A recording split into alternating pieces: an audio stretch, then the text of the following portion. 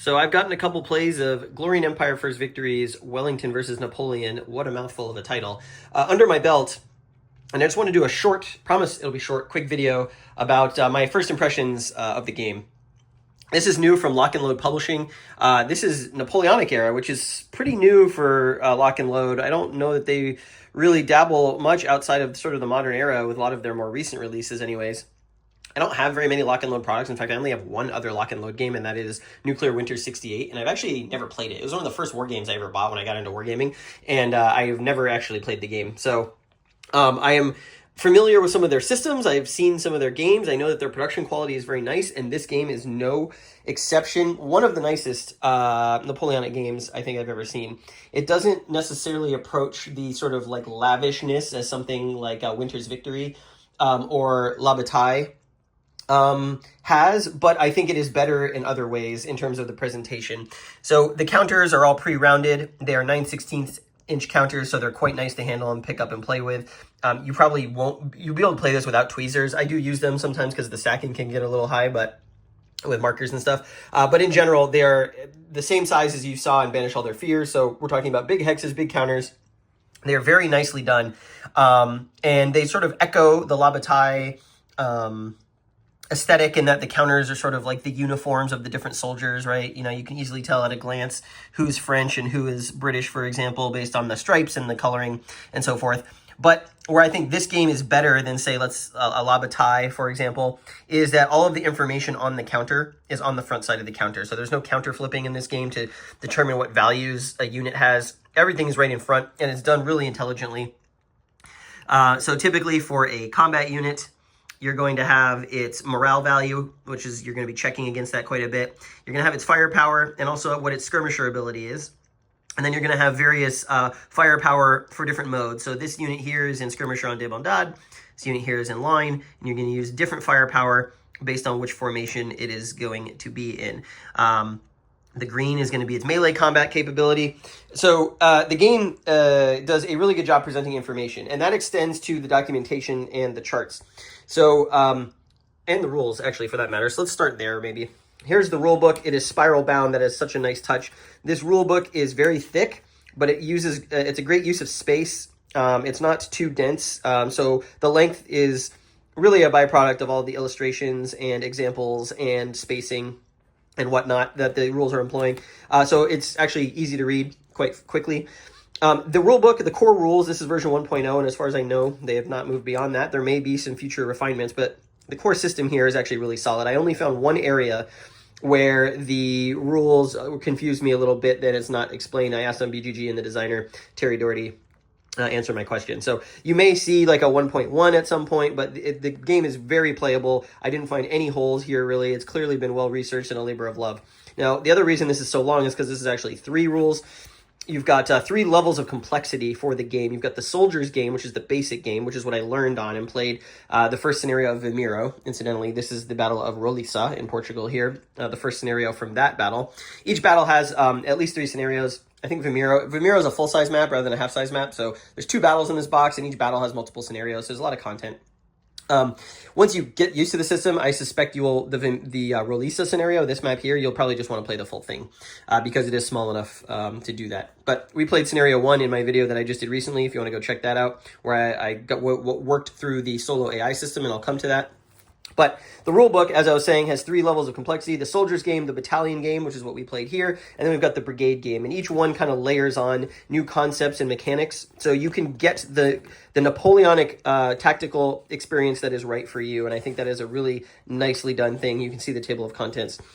The difference between the soldiers game and the battalion game is actually not that great. The battalion game adds a few things that are kind of extensions of core concepts already in the soldiers game. And actually for most experienced wargamers who play complex tactical systems, I would say that you could probably go to the battalion game, no problem. The brigade game is where it gets really gnarly, I would say. There's a lot of new stuff in on the brigade game, and this is where the game is sort of more approaching a simulation of Napoleonic doctrine and tactics as you play the scenarios. But the designer, Terry Doherty, is a very knowledgeable person about the Napoleonic era, and so all of the stuff in here represents his personal expertise in the history and the tactics and so forth. He also, incidentally, as I said in my other video, was involved with the Labatt Regs 30 rule set, so it makes a lot of sense. It also makes a lot of sense that this game shares a lot of DNA with the Clash of Arms games, Labatt, and particularly Battles of the Age of Reason. I don't have as much experience with La Bataille. I've never played an actual game. I've looked over the rules. I have played Battles from the Age of Reason, and there's a lot conceptually going on, mechanically going on, that is very similar here. In fact, the activation system is very similar. When you start a turn, you roll initiative. The winner decides who goes first, but there's a chance you get random event. Someone rolls a 0. That's very Battles of the Age of Reason. There's a command modification system to that roll. The morale check system, where you're trying to roll whenever you do a morale check against the unit's morale level, is very similar. The activation or the close combat and fire procedures are very similar, although they do have their own Napoleonic differences. So it was actually quite easy to learn this game because I was already familiar with a lot of this stuff. But again, production value very high. The same is true of the player aids here. Unfortunately, you only get one of each type of player aid, but everything you need is on it, and it's actually broken out by what rule set you're playing. So anything you see in green, or anything in white applies to all games. Anything in green applies to the battalion game, which is what we played. Anything in red applies to the brigade game. And I believe that is correct. Yeah, I believe the red is the brigade game here. And so what you can tell is at the bottom, you've got a red stripe on these player aids. You know that it has a red stripe. You're going to be using it with the red rule set. Oh, I might have had that backwards. It might have been... No, yeah, that's interesting. The colors on the player aid are slightly backwards. But in any case, red and green applies to the rule set you're using. So red here is the battalion game. You're going to use the player aid with the red stripe at the bottom. This one is all about movement on the front and back. There's the terrain effects chart. The terrain effects chart, really well done. The inside, it's going to be all your combat stuff.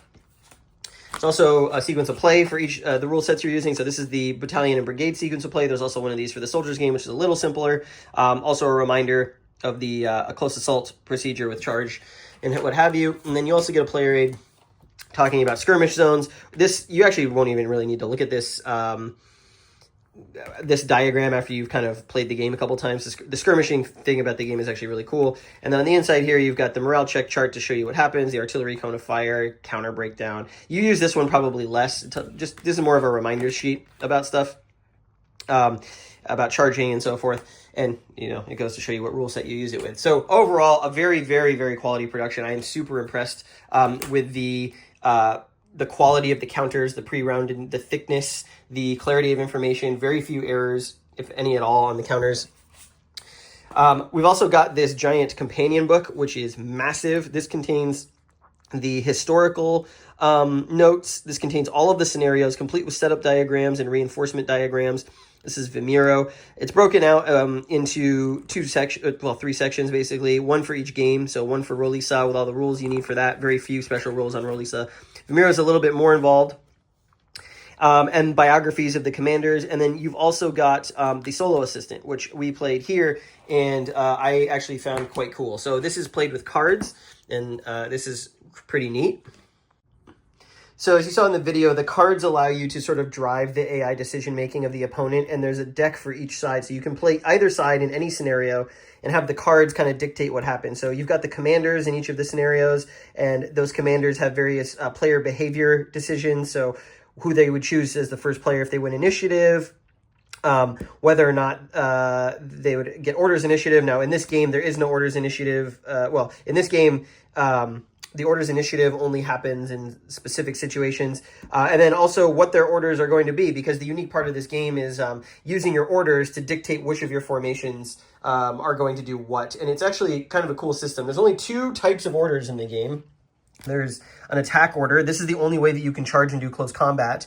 And it allows you to move in close with the enemy. And there's a reserve order. This only allows you to move, but you actually get to move on the opponent's turn. So kind of like in OCS, how putting units in reserve is really important to react to what the opponent's doing. The game that you're playing here of, do I win the initiative? Do I take the initiative? Am I going for a full-out attack? Am I going to try and react to what the opponent is doing? There's a lot of interplay between both sides and each formation based on the orders that they have about what's happening on the battlefield. And it's a very rich decision space, and it's a very unpredictable decision space, even though it is ostensibly an I go, you go game. So I really, really like that. These command cards help the AI decide what kind of orders they're going to get based on how far away they are from the enemy. And then beyond that, the next layer beyond that with the commander's behavior is what actions they take in each of the 3 sort of decision spaces of the game, who they target in fire combat, where and how they move, who they target in close combat. And then there's these decision, like binary yes/no decision things that allow you to like further sort of create unpredictability about what the AI is going to do. So,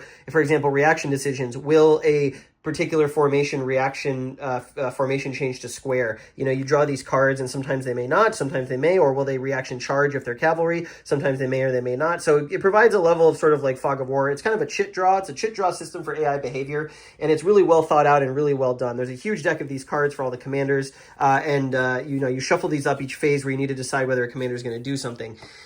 And then these are all the action cards that help you make the decisions. They're very nice. They're large. They're well printed. I just think this is such a really cool design that the designers come up with to drive a hex encounter game, a war game. And I think a lot of people could take a lot of inspiration from what he's done here for their games, that they're trying to create a distinct, committed solo system for their game. The command system in this game is the system allows for core leader commands, but in this particular game, this box, the battles don't have core commander. So we are missing an additional layer of core orders in this particular game, but those will appear in future titles in the series. But what is cool about the command system, it actually reminds me a lot with the orders, reminds me a lot of Jour de Gloire, actually. I can see a little bit of the Jour de Gloire DNA in here, where the order system is not necessarily measuring a binary, are you too far away to receive the order, or a measure of time to receive the order, but it's measuring sort of an efficiency of command. How many distinct command units need orders to operate this turn, and how many are you getting? And that is based on your overall commander and a die roll. So every turn it's slightly different, but the more that you keep your command structure tightly integrated, the more efficient your commands are. So as we saw in the playthrough here, Delaborde, the French commander, he was the French divisional commander, and when he received an order, everyone within his command range received the same order. So even though the French may only have had one order per turn, all of their formations could execute that specific order, versus the British didn't have that. And so when they failed, when they got one order or even 0 orders, that meant that none of their brigades could actually, not all of their brigades could actually activate and do what they wanted. So I really think the command model is quite interesting as well. It varies turn to turn, and it's based on efficiency rather than like quantity, let's say, or geographic distance. And I think that's a really smart way to represent kind of the friction, the command friction of the Napoleonic era. The other thing I really like about the game is the skirmishing system. So skirmishers are a huge part of Napoleonic combat and a huge part of the doctrine for the troops. There's 2 types of skirmishing. So line troops will typically deploy in skirmisher en tirailleur, which allows you to do fire out to multiple hexes. So normally you can only do fire combat into adjacent hexes. When you have skirmishers deployed, they can actually fire into 2 hexes away at sort of a reduced cost. And so skirmisher fire is pretty ineffective, but it does give the opportunity to kind of like disorganize or try and break enemy formations before you close in for close combat. There's also skirmisher en débandade. This is going to be your classic light infantry, the British Green Jackets, for example. That also functions very similar to skirmisher en tirailleur, but there are some advantages and disadvantages to being en débandade. You can move through rough terrain a lot easier when the whole unit is kind of dispersed into skirmisher formation, and you take penalties if you close combat. So you primarily want to use these to harass, and as you saw in the scenario, we did try and do that to get them around the flank here and harass the French as they were trying to withdraw.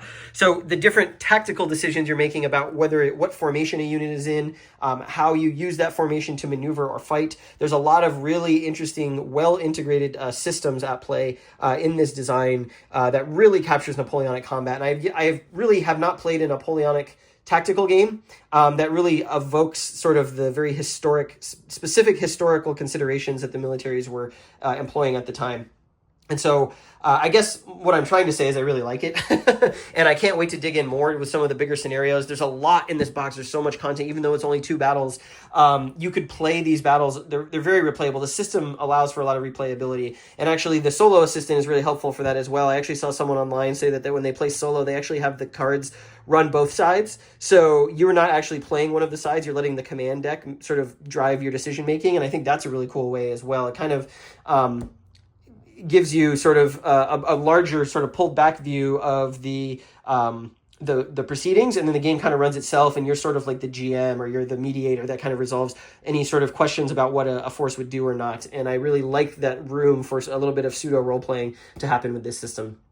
I haven't even gotten to the brigade game yet, so there's still even more depth to playing the game at a higher detailed level that involves like coordinated formations and facing changes and a lot of really technical stuff about Napoleonic military maneuvering that I'm not necessarily ready to bite off yet. But this is a really great system. If you like Clash of Arms tactical stuff, you will really love this. If you are looking for a crunchy Napoleonic system that has varying levels of rules complexity, this is a great system. I think this could emerge if this finds an audience as one of the preeminent Napoleonic tactical systems on the market, given all of the detail in it, given the playability, given the historicity. I think it's doing a lot of really great stuff. It's taking the best from a lot of other things that we have seen in tactical 19th and 18th century war games and kind of taking the best of all those things and putting them in here, combined with like a really deep historical knowledge. So Wellington versus Napoleon, First Victories, Glory and Empire.